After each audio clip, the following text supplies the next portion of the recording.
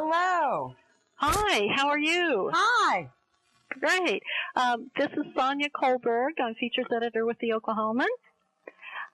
Today we're speaking with Elaine Griffin, a leading New York interior designer, author, and editor. And she's going to share a few design ideas to improve your home's curb appeal without breaking the bank. So Elaine, why is curb appeal so important? You know, there are two reasons that curb appeal is very important. One is strictly vanity. Your curbside view is what everybody sees when they drive by your house, regardless of whether or not they ever make it actually across the threshold. So just for purely prideful reasons, number one, you always want to have a great looking curbside view. Number two, it's financial. If you're trying to sell your home, Barbara Corcoran, the real estate guru, always says that most people make their purchasing decisions within the first 5 minutes of seeing your house. So you want that love affair to start before they even get out of their car. And that's what curb appeal does. Number two, also financial, but if you're not trying to sell your home, your front door is the first thing that you see every night when you come home from work. So you want it to be something that's warm and inviting and says, welcome home. Right. Okay. Well, what are some of the best projects for homeowners who want to kind of change the look of their home, but they're not really ready for a major home renovation? You know, there are, and in this economy, who is ready for a major home renovation? If you were planning on doing your dream kitchen this year, you might need your own little stimulus package before that can happen. In the meantime, it's a great time to start doing things that are very affordable, do it yourself, key word, do it yourself, and not calling in the experts. And, you know, doing something to your front entrance, increasing your curb appeal is very easy to do.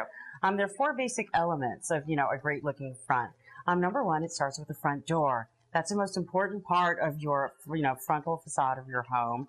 We have great examples of a front door that we took from blah to beautiful, simply by adding 4 coats of paint. If you have a very dark, rich color, you always need to add, you know, multiple coats. And as a rule, you know, 3 minimum, 4 you get some depth, and 5, you know, you're looking good. So we changed the coat of paint. At a store like Lowe's, you know, a coat of paint is only $25, so that's not going to break anyone's bank. We added marvelous brass numbers. You know, this is a Georgian home. It's very traditional, brick facade. So we went with the bright polished brass, which looks great with that. We added very round numbers, gorgeous. They're visible from the curb, and that's important. And then we added a marvelous kick plate. And the kick plate is polished brass, as is the marvelous door knocker that we added too. We tricked out this door for $75, and so that's not a lot of money to spend. If you want to add hardware, which we did, that's a separate item, and hardware at Lowe's starts at like $75 and up. If you want to spray paint your hardware, you can do that too for a different look. Another great element is landscaping. In this economy, you're not going to resod your lawn this year. So you don't want to do that, but I love adding very lush plants in pots to give you a strategically green look for less. I'm crazy about ferns for that, for example. You see here that we put ferns everywhere that you need a little bit of green oomph. And then finally, I also love dramatic lighting. We had very utilitarian lighting here on our porch, and we tricked it out with $20 lights from a brand that's called Portfolio that's sold at Lowe's. $20 each, these gorgeous hanging lanterns, and the style value that they give is worth 20 times that. Oh, one last thing, can't forget, great looking outdoor furniture. If you have a place for outdoor furniture, then you definitely want to put something there. Make it warm and inviting. We took white rockers and repainted them black. Very affordable, added throw pillows, little plant on a center table between the two. Wow. Okay, well, great. Well, what are some of the key factors that homeowners should consider before they decide to, like, do a makeover of their front entryway? Figure out 2 most important things always when you're doing anything. You want to figure out how much time you have to spend, how much money you want to spend. Then you want to organize your project into segments, because if you're an ambitious do-it-yourselfer, you can get a lot done. We tackled our front porch in, a day. 2 people did it in a day, but we were like very aggressively going at it. You might decide that you want to do, break down a project, do your to-do list, everything that you want to do, break that down into segments, and maybe you want to tackle a little something every weekend. If you took the door project, for example, we did ours in a day, but if you were to break that down, it was about $75 you could do for $25 a weekend. You could get it done in a month. Okay.